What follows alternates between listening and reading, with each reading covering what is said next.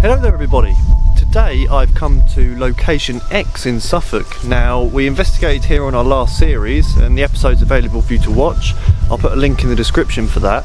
And today I just really wanted to come and just have a talk about the place because we've experienced some fantastic things here over the last few years, and there's also another location nearby which are the woods out the back from the church, which are also said to be haunted, and I've actually had experience there as well, so I thought I'd just fill you in on this area. Now, for those of you who don't know, location X is a church, which is the very one that stands behind me, and the reason it's called location X, or myself and Jason Duke, who's investigated here for about the last 25 years, he's the one that coined the name location X for it.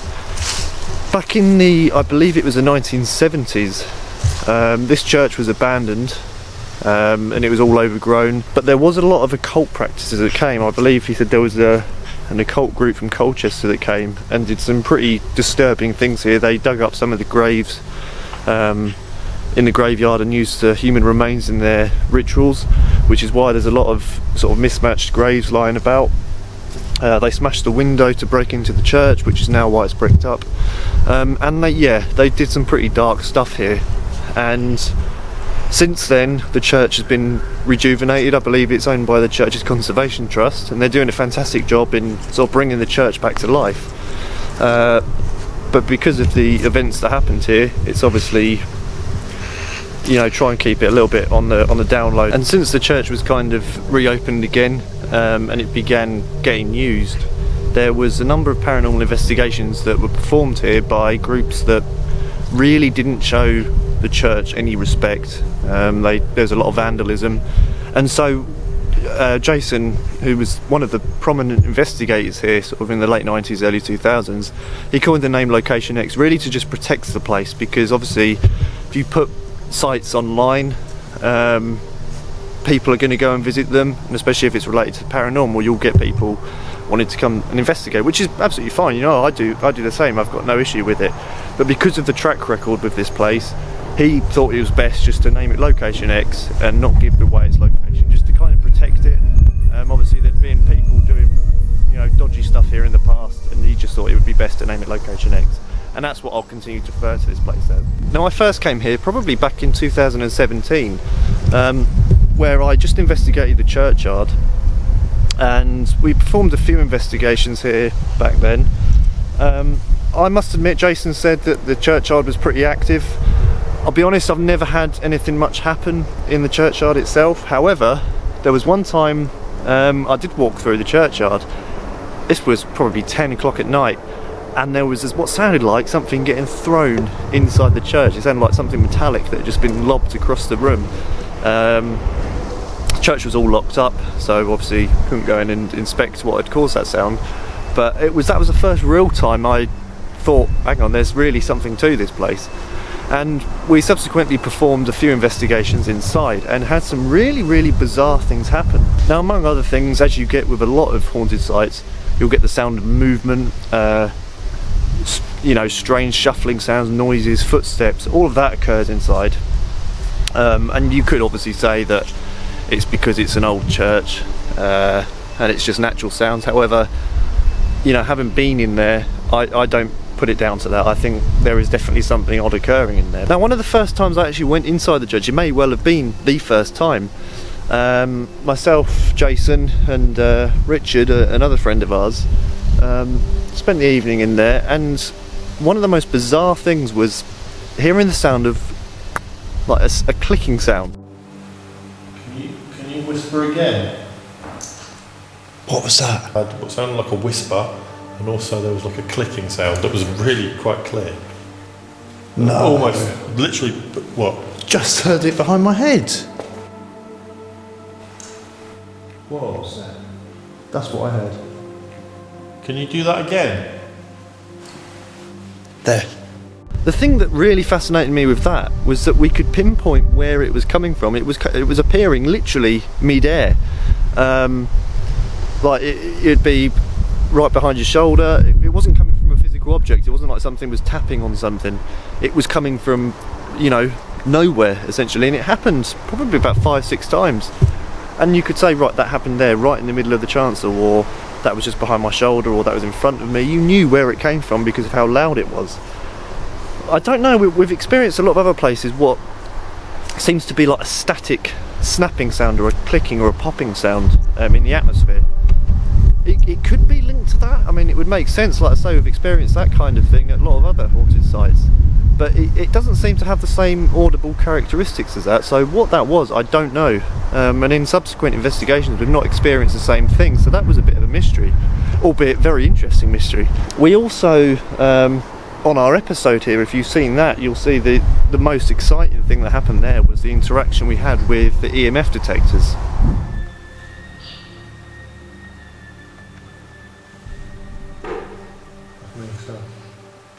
I just heard something behind you then, Luke. I know. Yeah.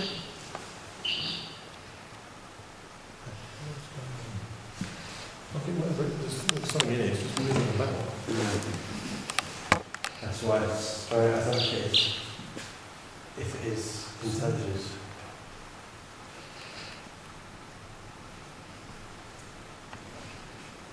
Did you like it when we put the candles on?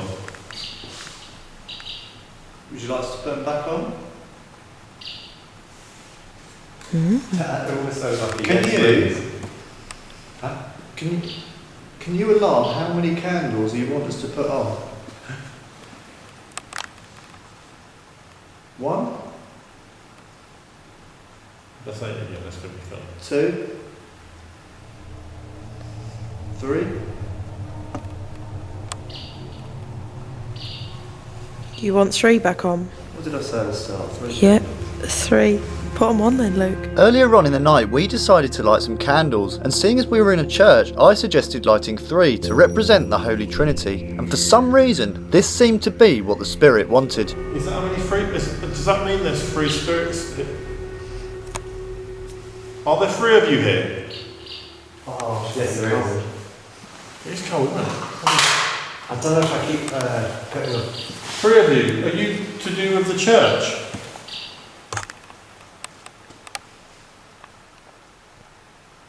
Put 3 lights on Luke's device.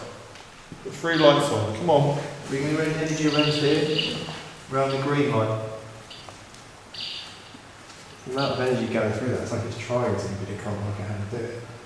Come on, 3 lights. 3 of them. Come on, do it.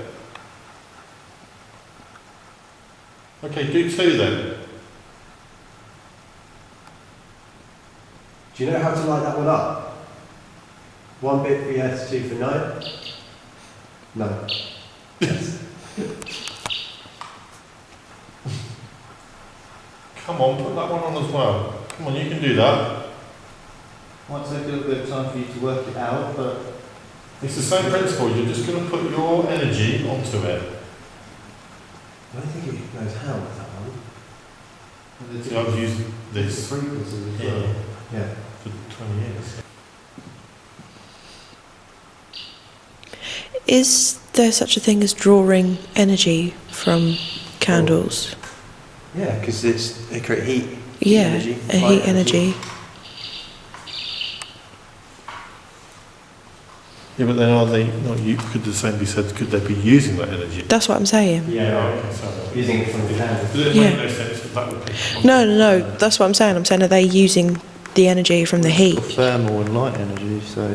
Yeah, but that would pick up No, electromagnetic. that wouldn't, but if they could convert the energy yeah. somehow... Are you using the power of the candles to communicate with us? If you are, do one big quick burst of energy. So if I was to blow all these candles out, you wouldn't be able to communicate, is that right? It's like panicking. Right, they've gone out. Now talk to us.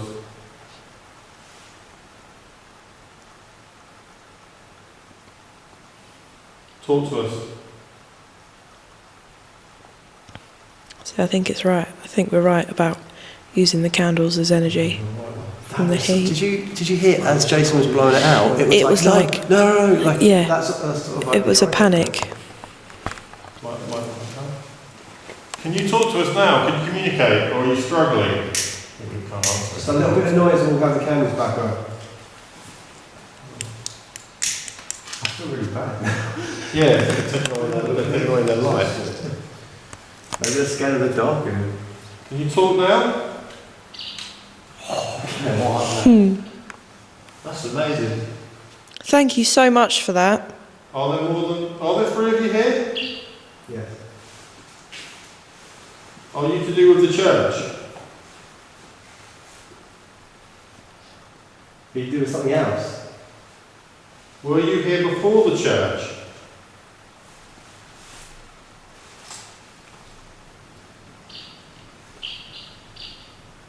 See, that seems like sentence trying to say what it would. Yeah, no, okay. I think you've got 3 of them trying to talk. Is there another way that you'd be able to communicate with us that we would be able to interpret better? Or is this the only way? Is this like I suppose in the most basic, purest form of energy is electromagnetism, because it's the most abundant energy in the Do you universe. think you could have another try at getting the lights to light up on this one? I feel like in my head I keep like translating the Please. squiggly noises to stuff. Use both devices to communicate. It isn't going to be that much more difficult for you to make both work. So can you please make both go on? Come on. Please try. That's 20% of the battery drain. One big burst of energy to light up both. Come on, can you do it? All 3 of you, if there are 3 of you here, use every bit of energy you have to make both of these go up. Come on, build it up. Please. Almost it feels like buffering, like Yeah. I hope it's waiting to. Is it sort of like What this one? Can you try with this one? give it Is that the eye? No, it's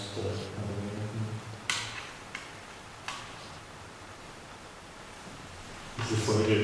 Yeah. What's that? This is so weird because it does feel like we're actually communicating something last night. Come on then. Oh look! It's going. It did it, it did it. just went. Yeah. That was fantastic, thank you. Could you try that again, please? That's exactly whatever you could It did it up 3 lights. Again. Yeah, it's going down. Oh, come on, that's amazing. Thank you very much. It might be hard of you to do that one. You might have been putting so Actually, much the thing is, if you effort into notice, that. though, since it's done that, this one has stopped. Yeah. So it's moved over to that one now. Yeah. Have you changed frequency? No, literally. Yeah, literally. I think you're right. Could I you? think we're looking at this all wrong. I Could think you- It is like a transistor radio. It is Could you could you just give us one burst on one of the devices showing us which frequency you're on now, or which one you're using now?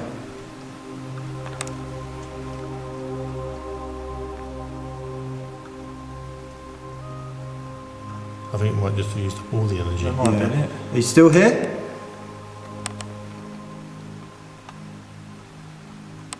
I feel really strange. Sort of, I don't know. Like we've just been experiencing something really. I feel like talking to someone from a different country. That's it. It's like we're talking to someone. That's amazing, isn't it? But the thing is that anybody watching this could see the EMS meter you're holding, because it's one being triggered that it's you know faulty or whatever. But then to have it go to that and that one stops shows that it's moved. There's There's some After interaction. so long of having that next to it and not having anything, and then putting it near it and saying, "Can you use?" We've had that K2 meter out all night and it's not gone off. No, once. it's not triggered at all. So the only time it's gone off is when we asked it to, and yours stopped then. Mine as is well. complete. There's like nothing going through it at all now.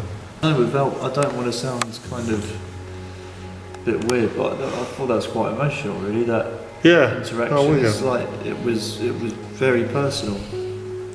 Yeah. Do you know what? Even for me, sat back there just watching you do that, I felt the same. I felt that emotion. Now, as far as I'm aware, there is no power to the church. There's some industrial estate literally over there. So that's the closest source of any power or anything like that. However, we had no readings whatsoever on either meter all night until we got those strange readings there. So, you know, it was the intelligence that came with it and the feeling. All 4 of us felt this very, very strange atmosphere and feeling whilst we were in there when we were getting those readings, which it's indescribable, really. This place really does, if it wants to let itself be known, this place will do that. And we're hoping to come back. This was one of the suggestions we put forward for our 10th anniversary special that's coming next year, and this is one of the sites we are hoping to return to for our 10th anniversary, so I'm hoping we'll be able to get inside and sort that out. Yeah, a really fantastic and very fascinating place as well. We're certainly not done here. The thing that I find quite interesting as well is, since it's been opened and the church's conservation trust has kind of taken hold of it and really tried to rejuvenate the church, I wonder if that's going to have, or has had, any effect on the activity. Because even when I came a few years ago when we filmed our episode here, although the church was open to the public, you could get hold of the key if you wanted to, it wasn't really a community place at that point. But now the church is open daily. I've come a little bit late, unfortunately, to be able to get inside, otherwise I'd have shown you round. But it's open daily now. It looks like they hold little events here, so I wonder if that's changed the paranormal activity inside. We've often found with places that the amount of current human activity does seem to play a part on what kind of things are experienced and what kind of activity occurs. As I mentioned, the second place I'm going to take you to today are the woods out the back of the church. Again, when I met Jason, this was another place we investigated early on, and personally I've not experienced a lot here. I had one strange experience that I'll get to in a little bit, but the general background of the place is that, well, he'd heard from people walking their dogs in the area. I think it was actually a family of children that had come out for the day, and I believe the mother and the kids saw lights. This was probably, I think it was dusk. They saw lights moving through the trees here. Now, as I mentioned, there is an industrial estate, however that's in the opposite direction to where these woods are. The woods are very, very thick, so I don't think you'd see lights through them anyway, from cars or whatnot. I've never seen these lights, but apparently that is one of the phenomena that occurs here. Among that, there's been a couple of people that have said they've had strange feelings and stuff around here. It's a woods, really, so, you know, they're as spooky as you want them to be, really. So I don't know in depth, you know, how much faith to put in those stories of feelings and stuff in the woods, but certainly the lights is something that's seen occasionally. As for the history of it, I don't know a huge amount. I mean, this is all farmland. There's a tiny little village just out that way, but I don't know if the village was bigger at some point. I don't know whether where the woods are was at some point in the distant past houses or anything. I really don't know. So yeah, to link it to anything historical, we can't really do that at the moment. But one of the more fascinating stories that I've heard from this place actually occurred slightly up the path here. So I've just reached a spot now where another interesting story comes from. Well, before we've been on the footpath there, however I've just spotted a sign that says it's private. Now I'm assuming it's referring to that path, and there's houses right behind it, so I don't want to kind of step on it and annoy anyone. So I'll just film this little portion here. But I believe the story came from the 1980s. There was a postman doing his rounds early one morning, coming along this path, and he passed a lady who he described as looking a bit strange. He said apparently she was dressed a bit oddly, said hello to her as he passed and turned around and she'd completely vanished. Now this story is word of mouth. I don't know the original source of where this came from, however it's quite interesting. A full-bodied apparition in daylight on this path. Now because I think this path is private, I don't want to kind of wander onto it, but it was on that same path I had an odd experience about 3 years ago. I spent the evening here with Jason and Who Ghosts there, and we'd done a little bit in the churchyard and we came out to investigate the woods and the footpath here, and it was dusk, so it was just getting dark. It was in the middle of summer, and I saw move across the path. It was a misty, wispy kind of, it wasn't really an outline of a person. It almost looked like, you know how you get a light leak on a camera or something like that? That's what it looked like, and it just drifted across the path and faded away. I mentioned it at the time, I think everyone was so focused on other bits and pieces, they didn't really get what I'd just seen and how prominent it was. And you know, I don't just by my nature, I don't usually get too excited and, you know, loud and whatnot about things, even things as exciting as that. So I don't think they really I don't think I conveyed the magnitude of what I'd just seen. But again, it was interesting. It's on the same footpath where the postman had the apparent sighting. That's about all I've experienced on here. Like I say, there are the stories from the woods. I know Jason's experienced a fair bit out the woods here, and a few other people have, but personally that's the only experience I've had here. Having said that, it's quite an experience. But what interested me with that was the fact it was dusk. Now, if you look at actual statistics with ghost sightings, the majority of them are either dusk or dawn. Now, you can either think in the way that that's when lighting is quite poor, it's just light enough to see, but it's also dark enough that your eyes can play tricks on you. And you could think that's maybe why that's such a prominent time for seeing ghosts. Or you could look at it the other way and think maybe that's the right time of day, maybe they're the right conditions in which to see ghosts. Now, I'm going to have to cut this video a little bit short because it is starting to rain. It's been horrible weather. This is one of the rare occasions I actually film a video on the same week it goes out. Usually I film videos in advance, which is why you'll sometimes see videos like in the winter and then the next week it's boiling hot sun. But I am filming this actually, today's Friday and this will be coming out on the Sunday. Now, I just want to say this is going to be the last videos for a little while. I've got a lot on at the moment and we're just finalising our next series. We've got about 10 episodes that we're going to be putting out very soon. So we're just finalising all of that, and yeah, hoping to put the new series out probably start of November. We will have a Halloween video for any of you that haven't seen the posts or that don't follow us on social media. Friday the 29th of October we'll be going live on YouTube for a question and answer, just basically a sit down and a chat. We'll take any questions you've got, we'll have discussions, all that kind of thing. So I'm quite looking forward to that. And we may have another episode of Ghost Stops going out at some point, but as for anything major, that's going to be it for videos until obviously Halloween in the start of November. So thank you very much for watching. Bit of a, well, quite an interesting one, I think. Interesting places. I know quite a lot of you like just hearing about things I've experienced and my thoughts on them, so I thought this would be an ideal place, seeing as I've experienced a fair bit here. I'm going to go back before my camera gets too wet and my hair goes frizzy, and yeah, I'll see you very soon.